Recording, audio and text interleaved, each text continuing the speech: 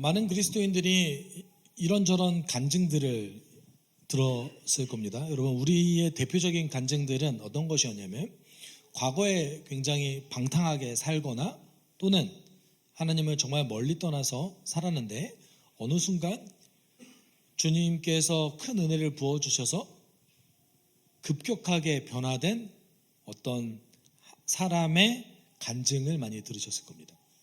그래서 그 회개하는 과정이라든지 그런 급격한 변화를 겪은 분들의 어떤 간증들이 한국 교회 내에 굉장히 많이 있죠. 그리고 이제 제 주변에도 그런 간증을 하시는 분들이 있지만 우리가 이런 간증을 통해서 한 가지 기억해야 될 것들이 있는데 정말 변했는가입니다. 네, 정말 변했는가. 제가 이렇게 말씀드리고 싶은 이유는 무엇이냐면 여러분, 인간의 삶은 굉장히 복잡하고 종합적입니다. 그래서 변화라는 것은 대체적으로 부분적이에요. 여러분, 다시 얘기하면 어떤 분들이 회심을 경험한 다음에 어떤 하나님에 대한 태도가 변화됐을 가능성이 매우 높습니다. 우리는 그것을 변화라고 얘기를 하죠. 보통 하나님에 대한 태도가 변했습니다. 그래서 이전엔 관심 없던 성경에 대한 관심도 생기고 예배를 굉장히 적극적으로 드리기 시작하고 교회를 매주 출석하기 시작했습니다. 그러면 그것이 좋으니까요. 중요한 것은 우리의 삶의 습관은 전혀 변화되지 않았을 가능성이 매우 높다는 것입니다. 성경은 그것을 변화라고 얘기하고 있지 않습니다. 네, 부분적인 변화라고 얘기하고 있는 거죠. 여러분, 우리의 삶의 습관은 어떻게 해야 변하죠? 과거에 있었던 나의 삶의 습관이 어느 날 기도하다가 갑자기 바뀝니까? 여러분, 어떻게 생각하십니까? 과거에 여기서 얘기하는 습관은 내 태도와 감정 전체를 뜻합니다. 네. 우리는 우리의 감정과 우리의 삶의 태도를 분리할 수 없잖아요. 어느 날 갑자기 내가 A라는 행동이 너무 싫었는데 옛날에 절대 용납할 수 없었는데 그게 갑자기 용납이 되어집니까? 안 되죠. 어떻게 해야 되죠? 훈련해야 돼요. 훈련해야지 변하는 겁니다. 그래서 우리는 예배와 기도와 말씀을 통해서 하나님의 뜻을 알아가지만 그 알아간 어떤 것을 삶의 습관으로서 훈련해야 변화를 겪는 겁니다. 그래서 변화는 과정적이고 점진적입니다. 그런 의미에서 여러분, 예수를 믿기 전에 그리고 예수를 믿은 후에도 마찬가지입니다. 예수를 믿기 전에 있었던 나의 과거의 행동들은 사실 흔적이 남습니다. 어떤 부분에서는 습관으로 남아있기도 하고 어떤 부분에서는 그 정도에 따라서 굉장히 신앙생활을 할 때 악영향을 미치기도 합니다. 그렇지 않습니까? 그렇죠. 오늘 바울의 경우가 그와 마찬가지입니다. 바울은 정말 분명하게 하나님을 향한 열심을 가졌다고 본인이 생각했고 그 열심을 가지고 최선을 다했습니다. 그런데 문제는 뭐예요? 방향성이 잘못됐어요. 오히려 주의 일을 방해하는 방향성으로 갔다라는 거예요.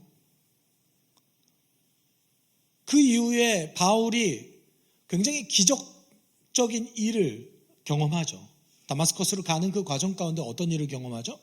빛과 함께 예수 그리스도를 직접 만납니다. 여러분, 바울이 왜 사도냐면요, 예수님 제자 아니잖아요. 바울, 예수님 12제자 아니에요. 바울. 그럼에도 불구하고 바울이 왜 사도냐면 부활 승천하신 예수님이 유일하게 다시 직접적으로 만나서 그에게 복음을 전하셨던 유일한 대상자였기 때문에 그렇습니다.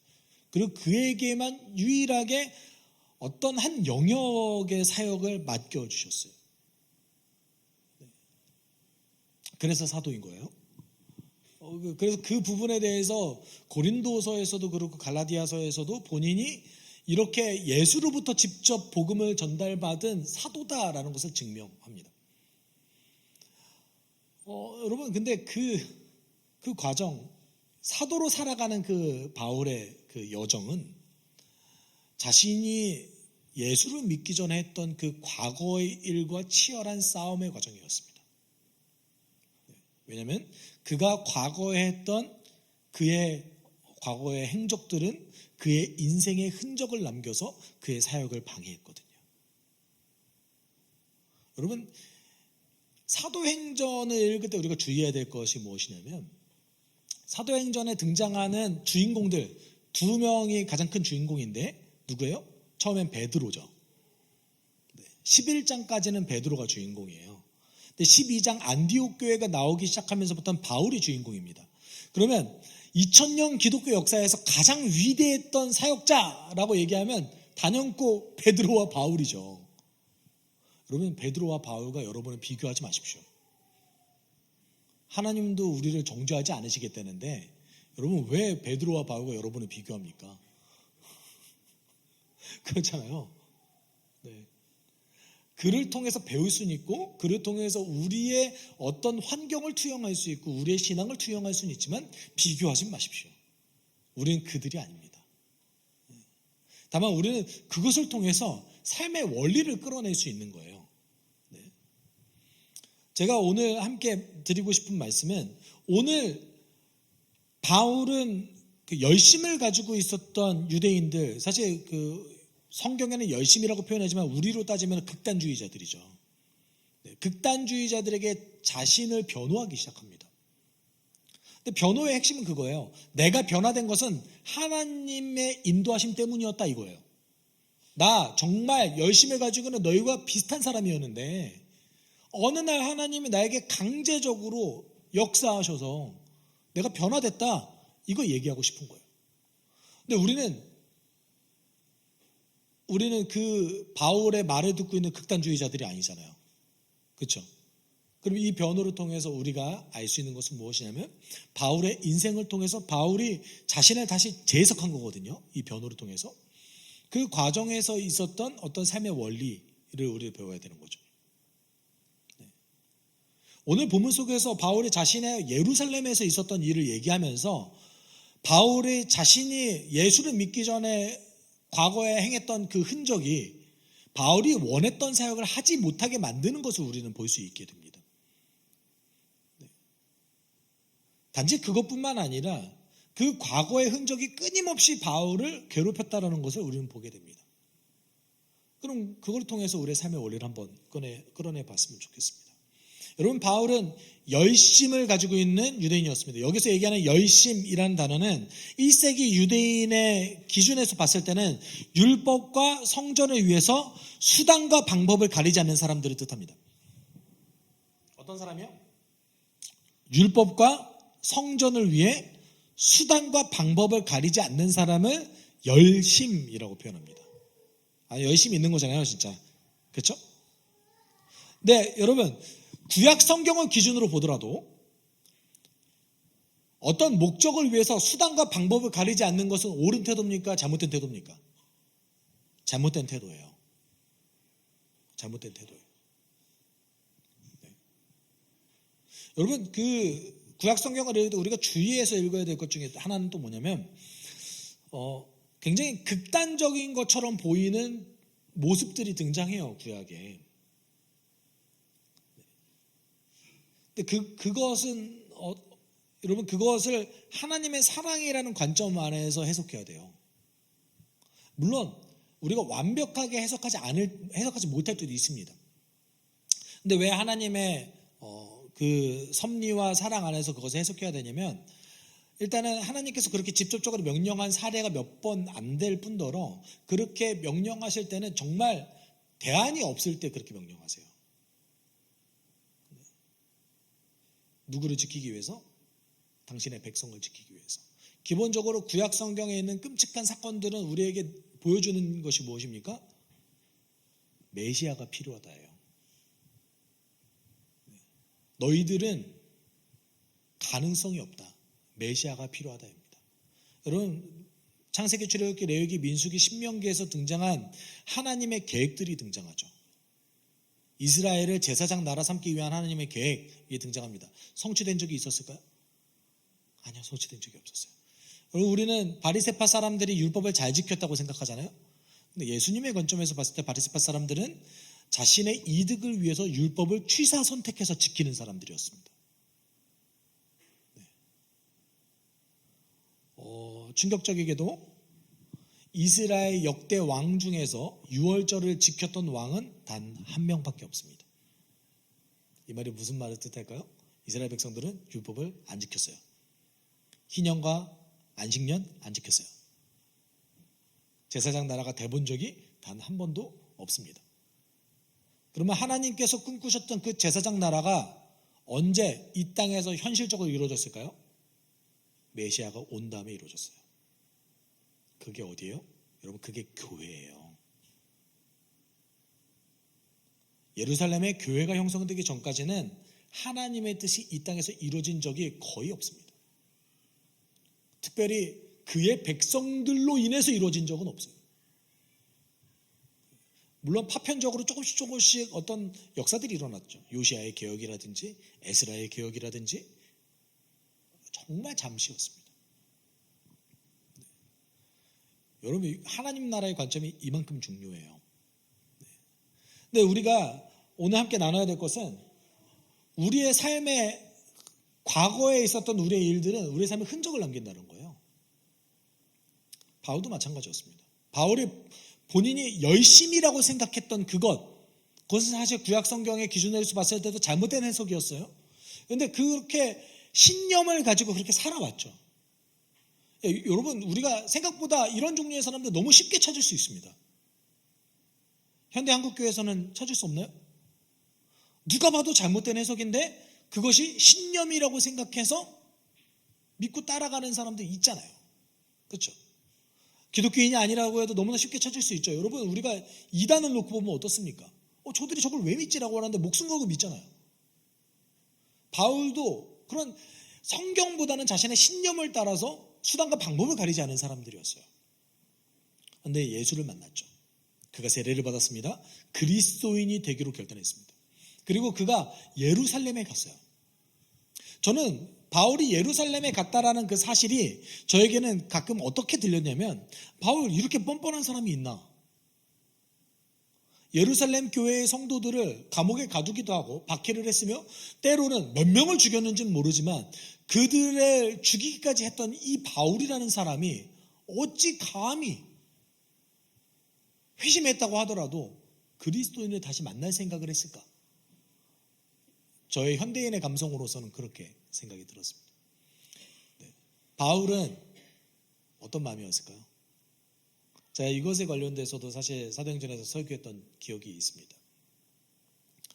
사도행전에 등장하진 않지만 갈라디아서와 사도행전의 기준으로 봤을 때 바울이 예루살렘 교회에서 제대로 용서받은 그 기간은 한 15년 정도 걸렸던 것으로 보입니다. 바울은 반복적으로 계속해서 용서를 구했던 것 같기도 하고 삶으로서 증명하기도 했습니다. 그리고 그 바울이 예루살렘에 갔을 때 그 목적이 있었습니다. 근데 그 목적이 오늘 본문 속에서 좀 드러나요.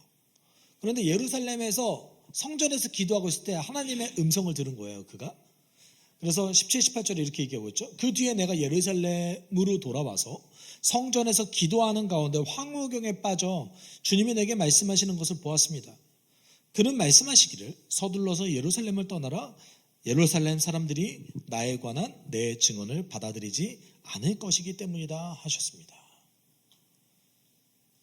여러분, 처음에 바울이 예루살렘에 도착했을 때 예루살렘 교회의 성도들은 바울을 무서워했어요. 당연한 거 아니겠어요? 자기를 잡아 가두고 죽였던 사람들이 나타났으니까 바울을 무서워했죠. 그리고 바울이 그리스도인이라는 것을 믿을 수 없었습니다.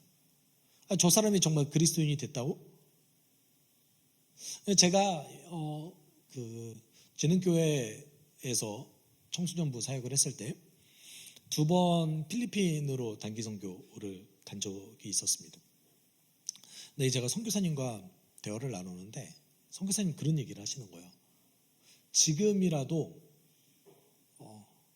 내가 너무 미워서 정말 죽이고 싶을 만큼 미운 사람이 있다. 그래서 내가 그 필리핀 총기 소지가 자유롭거든요.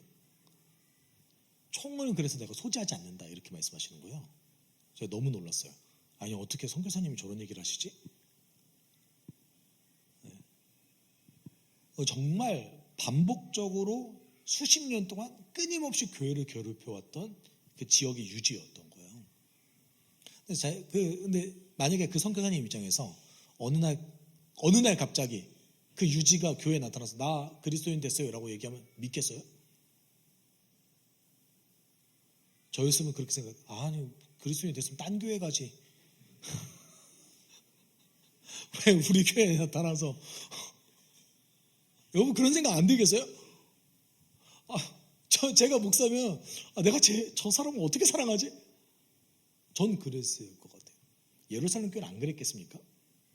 바나바를 제외하고는 아무도 사실 바울의 말을 믿지 않았습니다. 근데 그 바나바라는 사람 때문에 바울이 그리스도인이 되었던 것까지는 인정받았어요.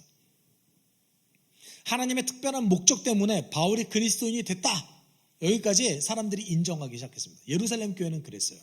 근데 여기 17, 18절에서 등장하는 그 예루살렘 사람들은 교회 사람들이 아닙니다. 누구예요? 예루살렘에 있는 과거에 바울과 친분을 가지고 있었던 유대인들을 뜻하죠. 그들이 어떻대요? 나에 관한 너의 증언을 받아들이지 않을 것이기 때문이다. 또 빨리 예루살렘 떠나야 된다 이렇게 말씀하세요. 바울이 여기에 어떻게 반응했습니까? 여러분 같으면 하나님께서 직접 말씀하시는데 어떻게 반응하실 것 같아요?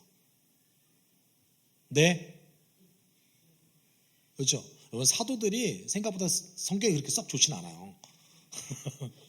여러분 베드로도 하나님이 말씀하시는데 거절해요. 그렇잖아요. 환상 중에 부정한 음식이 들었을 때 먹어라 하니까 뭐라고 얘기해요? 이거 부정해서 안 먹을래요. 아니 먹으라니까 안 먹는다고요. 바울 뭐라고 얘기해요? 19, 20절에 그건 좀 힘들 것 같은데요. 이렇게 얘기하는 거예요. 사실은 19, 20절에. 근데 우리의 관점에서 이게 해석이 좀 어려워요. 왜 이런 쓸데없는 소리를 하지? 라는 생각이 들거든요. 좀 길지만 같이 읽어볼까요?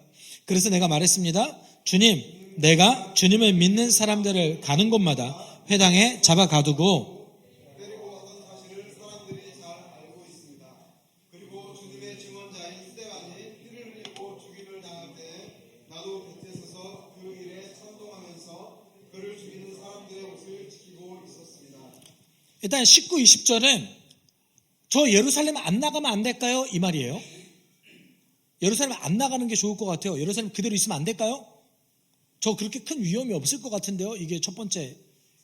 근데 사실 이 19, 20절을 해석할 때 두 가지 제가 봤을 때는 두 가지 해석의 포인트가 나올 수 있는데 첫 번째는 바울이 왜 이렇게 얘기했는가? 이거는 과거에 바울이 유대인들에게 신용받았다라는 것, 나는 그들에게 신뢰받는 사람이었습니다 라는 것을 얘기하고 있는 거예요.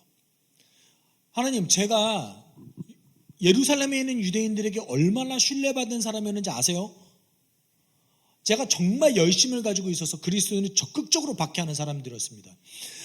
심지어 스데반이 죽을 때도 제가 그 스데반의 죽음에 찬성하며 그 옆에 있었던 사람이에요.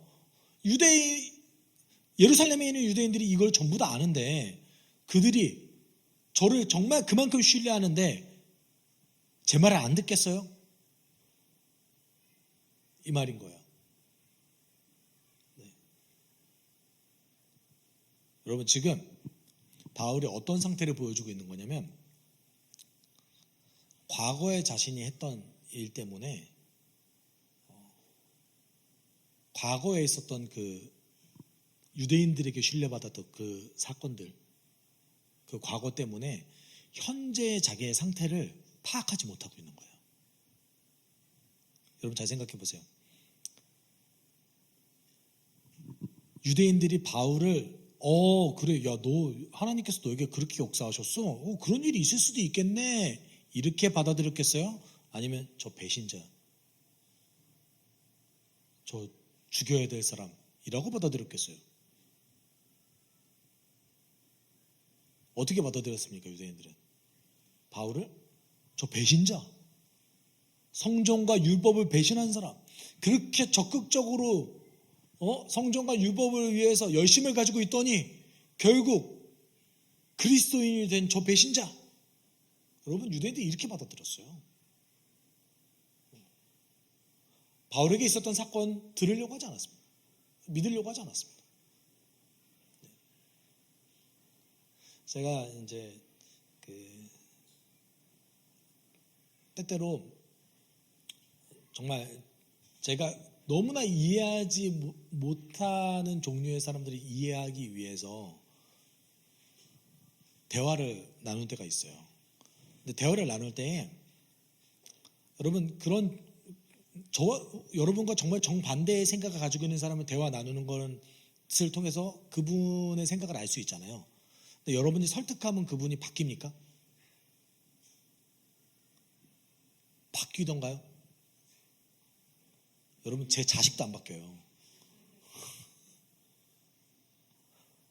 여러분, 우리 그리스도 안의 형제 자매인데도 우리가 설득한다고 안 바뀌어요. 그렇죠? 근데 나와 정말 정반대의 신념을 가지고 있는 사람이 내 설득에 바뀐다고요? 바울은 착각했던 거예요. 그게 될 거라고. 네. 그러니까 바울의 이렇게 얘기했었던 거는 뭐냐면, 바울이 자신이 그리스도인이 됐다라는 것이 얼마만큼 예루살렘에 있는 유대인들에게 배신감을 줬을지를 모르고 있는 거예요, 지금. 이게 이제 첫 번째 해석 포인트가 될 수 있고요. 두 번째는 예루살렘 교회를 좀 의식했을 수도 있습니다. 내가 예루살렘 교회를 박해했던 사람인데 나에게 조금의 위협이 있다고 해서 이 예루살렘을 떠나는 모습을 예루살렘 교회에 보여준다면 내가 과연 인정받을 수 있을까? 라는 마음이 있었을 수도 있습니다. 전 개인적으로는 전자가 좀 맞다고 생각해요. 본인이 아직도 유대인들에게 신용받고 있다고 생각하는 거예요. 난 아직도 유대인들에게 신뢰받고 있어 라고 생각하는 거예요. 그런데 여러분, 사도행전을 보니까 그게 맞아요? 아니잖아요. 유대인들이 바울을 정말 여러 번 죽이려고 했습니다. 여러 번 죽이려고 했어요. 배신자인 거죠.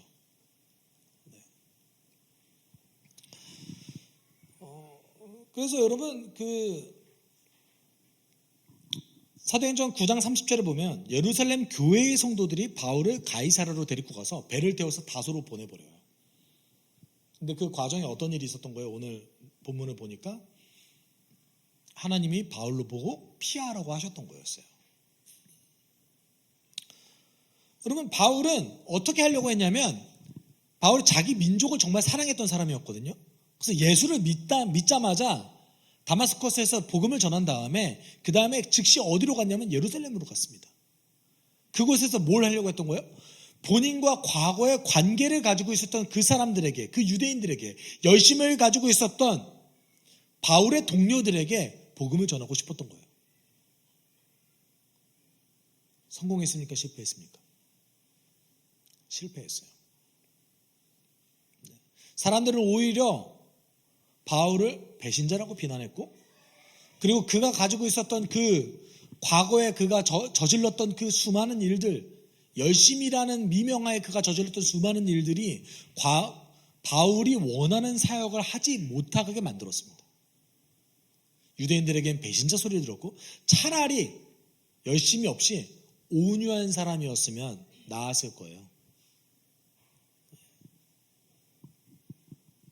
유대인들에게도 사역을 못하고 예루살렘 교회에서는 인정받을 수 있었겠어요? 아니요. 그리스도인인 유대인들에게도 그가 인정받는 사람이 되기 굉장히 어려웠습니다. 여러분, 바울은 사도들 중에서 매우 어렵고 힘들게 사역했던 사람입니다. 그 이유는 명백합니다. 그가 과거에 저질렀던 일들 때문에 그렇습니다. 그가 과거에 그리스도인을 박해했던 사람이었기 때문에 유대인들에게는 배신자라는 꼬리표가 붙었고, 그리스도인들에게는 언제나 예수님의 제자가 아님에도 사도라고 사칭하는 사기꾼이라는 소리를 들었습니다. 본문에는 바울이 영광의 하나님의 인도하심을 따라서 놀라운 은혜를 체험해서 그리스도인이 되었다고 얘기하지만, 과거에 자신이 벌인 일로 인해서 죽을 위기에 처했다는 것을 보여주고 있습니다. 여러분, 예수를 믿으면 우리가 죄 용서를 누립니다. 사실입니다. 그런데 그럼에도 불구하고 예수를 믿기 전에 우리의 삶은 우리에게 흔적을 남깁니다. 바울이 자신의 과거가 자신에게 흔적을 남겨서 예수를 따라 살아가는 그 삶의 사역에 방해가 된다는 것을 오늘 보여주고 있습니다. 이뿐만 아닙니다. 베드로도 동일합니다. 여러분, 베드로가 예수님이 잡히시던 날에 3번을 거절하면서 부인하면서 저주했습니다. 근데 베드로가 죄 용서의 기쁨을 누리지 않는 사람이었을까요? 아니요, 그렇지 않았어요. 그럼에도 불구하고 그는 죽기 전까지 자신이 예수를 부인한 것을 후회했습니다. 닭이 울 때마다 그렇게 울었대요, 자기도. 아침에 닭이 울 때마다 본인이 예수를 배신한 것에 대해서 떠올리는 거예요. 성경의 인물들은 하나님으로부터 용서받았던 사람들이 많습니다. 그런데 그 용서받았음에도 불구하고 그의 인생에는 흔적이 남아 있습니다. 다윗은 용서받았습니다. 그렇지만 어떻게 됐습니까? 그가 저질렀던 범죄에 대한 대가는 다 치렀습니다. 여러분, 우리의 과거는 사실은 하나님께서 모든 것을 다 용서해 주시고, 그리고 우리의 심판대 위에서 있었던 그 죽음의 결과를 예수께서 가져가셨지만, 우리의 이 깨진 세상 속에서 우리의 삶 속에서는 우리의 인격이 아직 깨어져 있기 때문에 과거에 있었던 나의 그 어떤 행동, 습관, 생각들은 오늘 나에게 영향을 미쳐서 흔적을 남깁니다.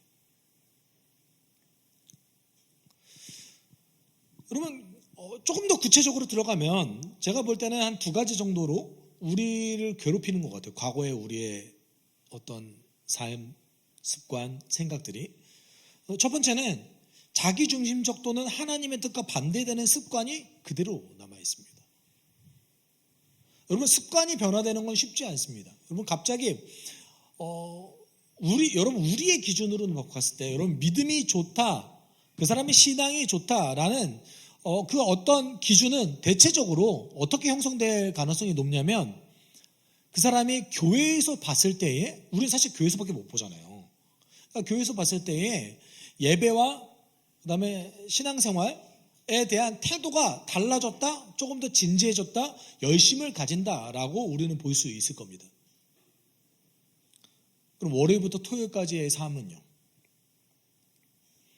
이거는 정말 시간이 많이 필요해요. 그렇죠? 네. 자기중심적 삶의 태도는 아직 우리를 괴롭히고 남겨져 있습니다. 우리 삶에. 근데 이것은 생각도 그대로 남겨져 있어요. 여러분, 바울이 우리에게 얘기했죠. 악을 악으로 갚지 말고 어떻게 하라? 선으로 악을 이기라. 여러분, 운전할 때 어떻게 하세요?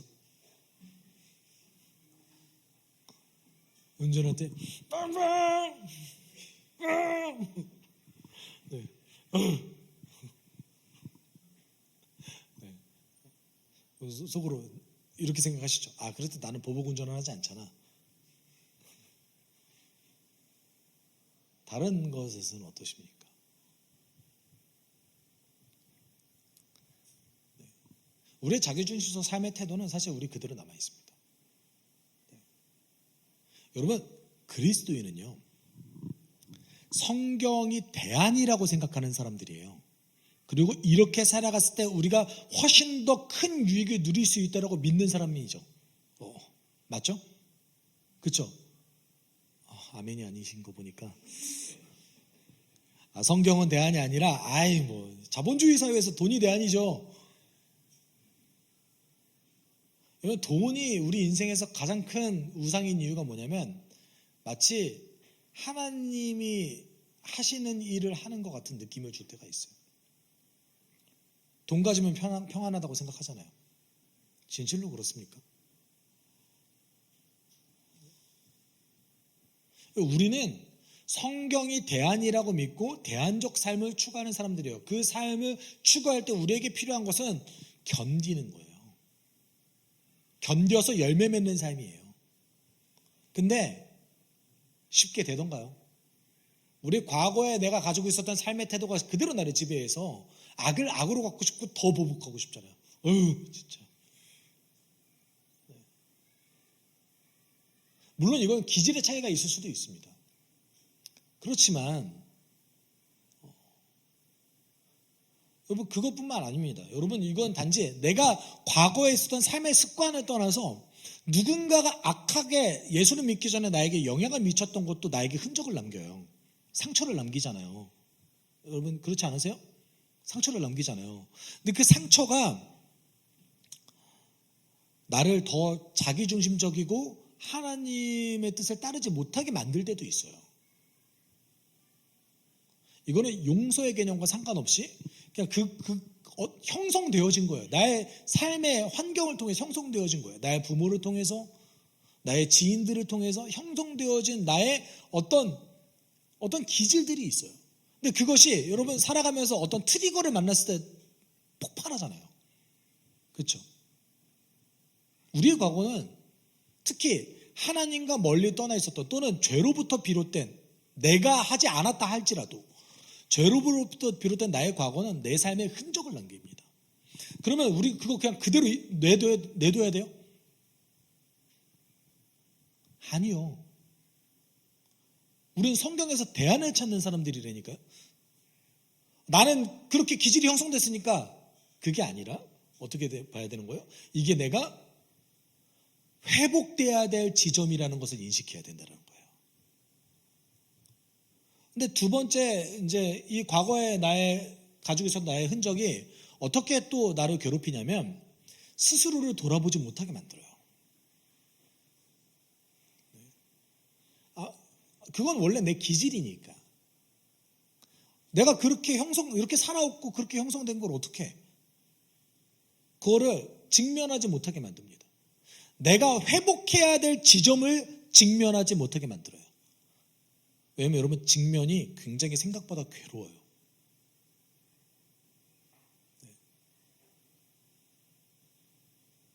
근데 여러분 이거 기억하셔야 됩니다. 내가 직면하는 게 괴로운 이유가 무엇인지 아십니까? 아직 그리스도 안에서 나를 드러내는 게 수치스럽기 때문에 그런 거예요. 여러분 그리스도 안에서 변화된 사람은 자신의 약점을 드러내는 게 수치스럽지 않습니다. 왜요? 왜 그럴까요? 여러분 우리는 우리의 약점 드러내는 게 수치스럽잖아요. 정말 괴로울 때도 있잖아요. 근데 왜 그리스도인들은 자신의 약점을 드러내는 게 수치스럽지 않을까요?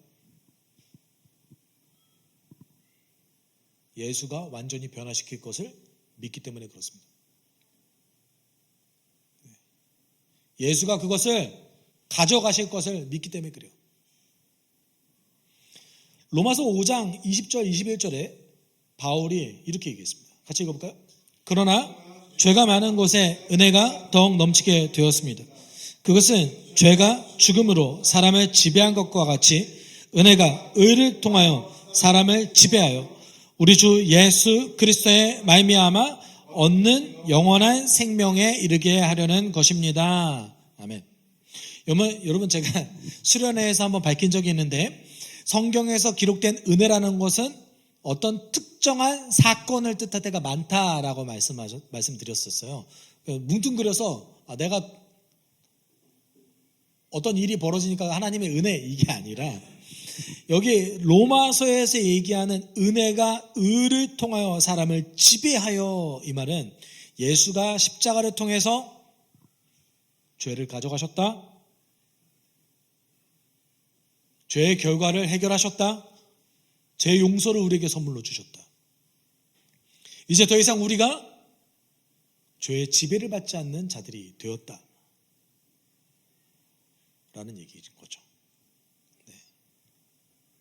로마서 5장에 얘기했던 것처럼 우리가 아직 죄인 되었을 때 그가 우리를 위해서 죽으심으로 하나님의 사랑을 확증하셨느니라. 그 은혜를 얘기하는 겁니다.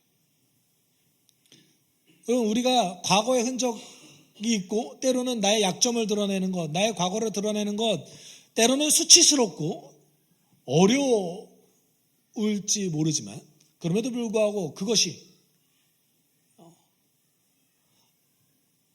우리의 회복될 지점이라는 것. 네. 그리고 우리는 예수가 이 문제를 해결하실 분이라는 것을 믿는 자들이라는 것입니다. 네.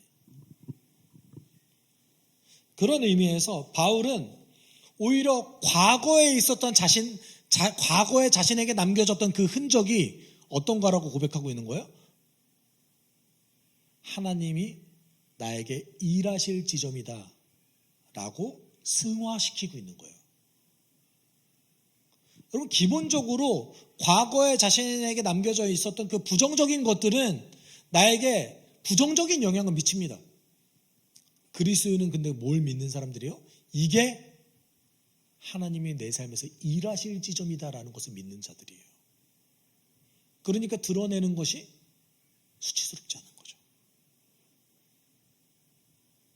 회복될 것이라는 것을 믿는 자들이니까. 여러분의 삶 가운데 여러분의 과거에 있었던 여러분이 만들어냈던 죄의 결과일 수도 있고 여러분의 환경이 만들어냈던 것들일 수도 있지만 그 모든 지점들이 예수 안에서 회복될 줄 여러분 저는 믿습니다. 저는 믿습니다. 우리의 과거는 우리에게 부정적인 흔적을 남기지만 예수는 그것을 걷어가신 분이십니다. 그렇지만 우리가 알아야 될 지점은 무엇이냐면 과거에 남겨졌던 내 흔적이 나를 돌아보지 만들게 한다는 사실이에요. 그리스도 안에서 수치심을 벗어버리십시오. 다만 혹시라도 가정교회에서 자신의 과거를 나눌 때 지혜롭게 나눠주세요. 네. 아직 관계가 막 너무 지속되지 않아, 너무 끈끈하지 않은데도 불구하고 너무 다 드러내는 것도 지혜롭지 않아요. 아시죠? 네. 그래서 제가 그 산막기 밑에 적어놓은 글귀 잘 보세요. 아셨죠? 혹시라도 자신의 과거를 드러내지 못했대 정직하게 저는 아직 준비가 안 됐습니다 라고 가족들에게 표현해 주세요. 네. 저는 오히려 그런 표현을 해줬으면 좋겠어요. 네. 다만 누구에게는 드러낼 수 있습니까? 우리 아버지께는 드러낼 수 있잖아요. 여러분, 기도가 놀라운 능력인 이유는 무엇이냐면 우리가 가지고 있는 부정적인 것을 가지고 하나님께 가져가지만 우리 하나님께서 그것을 받으시고 어떻게 해요? 긍정적인 것을 되돌려 주십니다. 우리가 힘을 얻고 능력을 얻죠. 그럼 과거는 우리에게 흔적을 남깁니다. 특별히 죄와 관련된 것은 우리에게 흔적을 남깁니다. 나와 관련이 없더라도 내 환경과 관련된 거라도 우리에게 흔적을 남깁니다. 아니 심지어 거시적으로는 봤을 때는 이 나라의 위정자들이 죄를 저질렀을 때도 우리에게 흔적을 남깁니다. 그런데 그리스도 안에서 그것이 어떤 것이라는 거예요? 회복될 지점이라는 거예요. 그리고 우리 하나님께서는 그 지점을 가지고 일하십니다. 바울을 통해서 그렇게 하셨어요. 21절 같이 읽어볼까요? 그때 주님께서 말씀하시기를 가라, 내가 너를 멀리 이방 사람들에게로 보내겠다 하셨습니다. 여러분, 원래 바울은 누구를 위해서 일하고 싶었습니까? 유대 민족을 위해서 일하고 싶었어요. 그런데 자신이 저질렀던 과거의 행적 때문에 유대인들을 위해서 일하지 못하게 됐습니다. 그때 하나님께서 바울에게 제시하셨던 대안은 무엇입니까? 내가 너를 멀리 이방 사람들에게로 보내겠다. 바울이 이거를 원했을까요? 딱히 그렇게 크게 원하지 않았을 겁니다. 그리고 실제로 바울은 사도행전 16장을 통해서 아시아를 벗어나서 마케도니아로 가는 것을 굉장히 싫어했습니다. 성령께서 환상을 보여주기 전까지는 그는 하나님의 뜻을 거절했습니다. 그런데 여러분, 바울은 그것을 싫어했지만 기독교 역사로 봤을 때는 바울의 그 한 걸음은 어떤 걸음이었습니까? 기독교 역사에서 가장 위대했던 한 걸음이었던 거죠. 하나님께서는 바울에게는 상처였고 바울에게는 과거에 자신했던 과오에 불과했었던 바울의 그 환경을 이용하셔서 교회의 가장 위대한 발걸음을 떼게 만드셨다는 거죠. 여러분, 과거를 통해서 우리가 겪었던 고통은 우리에게 상처를 남깁니다. 흔적을 남깁니다. 그런데 그것이 기억해야 됩니다. 그것이 변화되어야 될 지점이라는 것, 회복되어야 될 지점이라는 것, 그리고 어디까지 나아간다는 거예요? 그것이 하나님의 도구로 쓰임받을 수 있다라는 것까지 우리는 기억해야 됩니다. 근데 그 과거에 사로잡혀서 우리가 하나님의 회복하심을 온전히 받아들이지 못하고 직면하지 못한다면 우리는 그 과거에 있었던 일 때문에 내 습관을 바꾸지 못하고 나를 돌아보지 못하게 만들기도 합니다. 어떤 의미에서는 양날의 검과 같기도 합니다. 분명 과거에 남겨졌던 흔적은 나에게 부정적인 영향을 미칩니다. 맞습니다. 근데 예수는 그것을 회복시키고 하나님의 도구로 만들 능력이 있습니다. 사람 변하지 않는다? 저는 정말 많이 듣습니다. 그렇지만 그리스도 안에서 사람은 점진적으로 변합니다. 우리의 상처조차 하나님의 놀라운 도구와 위대한 도구로 쓰임받을 수 있다는 것을 오늘 본문은 얘기해주고 있습니다. 여러분, 고린도전서 10장 13절에 사도 바울이 그렇기 때문에 이렇게 고백하고 있습니다. 같이 읽어보죠. 여러분이 사람의 겪는 시련 밖에 다른 시련을 당한 적이 없습니다. 하나님은 신실하십니다. 여러분이 감당할 수 있는 능력 이상으로 시련을 겪는 것을 하나님은 허락하지 않으십니다. 하나님께서는 시련과 함께 그것을 벗어날 길도 마련해 주셔서 여러분이 그 시련을 견디어낼 수 있게 해주십니다. 여러분, 우리의 삶은 복잡합니다. 우리의 과거는 흔적이 남습니다. 우리의 고통의 흔적들은 때로는 내가 지혜롭지 못해서 욕망을 따라가다가 남겨졌던 흔적일 수도 있고, 때로는 누군가로부터 상처받았기 때문에, 때로는 불가항력적인 질병과 사고 때문에 우리에게 남겨졌던 흔적일 수도 있습니다. 네. 그 고통의 흔적들은 언제나 우리를 괴롭히고 그리스도인으로서 자유를 누리지 못하게, 성장하지 못하게 만들기도 합니다. 그러나 여러분, 하나님께서는 우리에게 약속하셨습니다. 이 깨진 세상에서 너희가 고통을 당하나 너희가 견딜 만큼만 내가 허락하겠다. 이게 우리 하나님 약속이에요.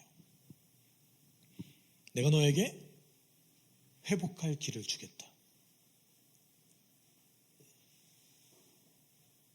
여러분, 바울의 인생을 놓고 봤을 때는 견뎌내는 것을 떠나서 그것이 나의 도구가 되게 하겠다 라고 약속하셨습니다.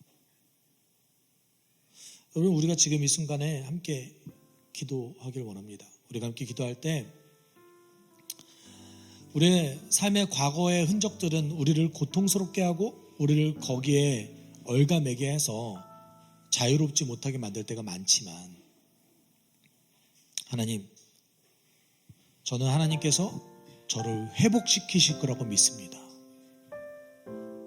지금 이 순간에도 나를 사로잡게 만드는 과거의 나의 상처들 또는 나의 실수들, 나의 연약함들이 하나님이 일하실 공간이라는 것을 저는 믿습니다. 나의 실수 때문에, 때론 나의 부모 때문에, 불가항력적인 일들 때문에 나에게 벌어졌던 수많은 일들이, 그 경험들이 회복되어져서 주의 도구가 될 수 있게 인도해 주십시오. 내 주 안에서 자유를 누리기를 원합니다. 과거에 사로잡혀 있는 자들이 아니라 과거를 극복해서 그것을 통해서 일할 수 있는 자들에게 우리를 인도해 주십시오.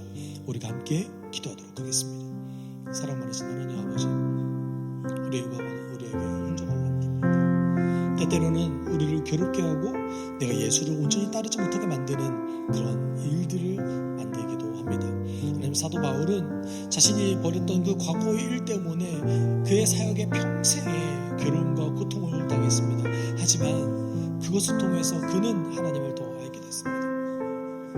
그것을 통해서 정말 너무나 넘치는 하나님의 은혜를 하나님 깨닫게 되었습니다. 하나님, 내 은혜가 내게 족하다라는 표현을 드릴 정도로 하나님 너무나 풍성한 은혜를 누리면서 살아갔던 그 바울의 인생을 우리가 하나님 기억하게 하여 주십시오. 때로는 우리의 실수가, 우리에게 벌어졌던 그 상처들이 하나님 불가항력적인 일도 통해서 이루어졌던 우리의 삶의 모든 여정들이 우리를 괴롭게 하고 우리를 하나님께로 나아가지 못하게 막고 우리의 관계를 막지만 하나님 주 안에서 이루어졌던 그 모든 일들을 우리가 신뢰하고 받아들이게 하여 주십시오. 아버지 인도해 주십시오. 하나님 가능합니다. 변화시켜 주십시오. 사랑과 은혜가 풍성하신 하나님 아버지 감사합니다. 모든 것이 합력하여 선을 이루신다는 하나님의 약속을 우리는 신뢰합니다.